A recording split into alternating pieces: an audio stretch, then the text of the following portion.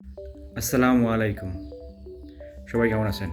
আজকে একটা ভিডিও দেখলাম ফেসবুকে। অ্যা আগে কোনো সময় দেখি নাই। এটা নতুন ভিডিও না পুরান ভিডিও এটা আমি জানি না।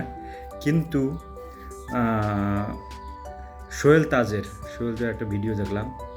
সে যখন ক্ষমতাটা পদত্যাগ করলো বা ছাড়লো, তখন হাসিনা তাকে ছাড়তে দেয় নাই। হাসিনা গান গাইতেছিল বলে বলল যেভাবে, এটা সোহেল তাজের কথা।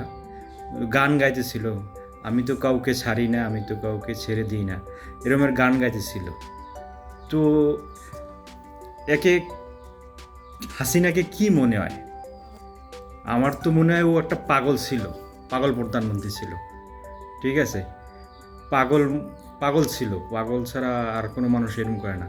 কেননা আরেকটা ভিডিওতে সাংবাদিক ইলিয়াস ভাই সে বলেছিল, সে যখন শোনে মানুষ মারা গেছে তখন বলে কাপড় জাগাইয়া গণবম্বের এ মাথায় দিয়ে ও মাথায় দৌড়ায় আর খুশির চড়ে এরমের মানুষ হত্যার কথা শুনলে। তো তার কথার সাথে তার কথা মিলে যায়। তো এর এর মেন্টালিটি চেক করা উচিত ছিল, যেমন যেমন হাসিনার মেন্টালিটি চেক করা ছিল। আসলেই ও পাগল। সো আর কেননা দেখো ওর মেন্টালি হাইকোর্টে রেট করছিল যে ডোনাল্ড ট্রাম্পের আমেরিকান, তারও পাগল বললে তারও হাইকোর্টে রেট করছিল। হাসিনার এরকম করা ছিল। তো এখন তো আর করার সুযোগ নাই, চললেই গেছে, আর কিছু করার যা ঘটার তো ঘটেই গেছে।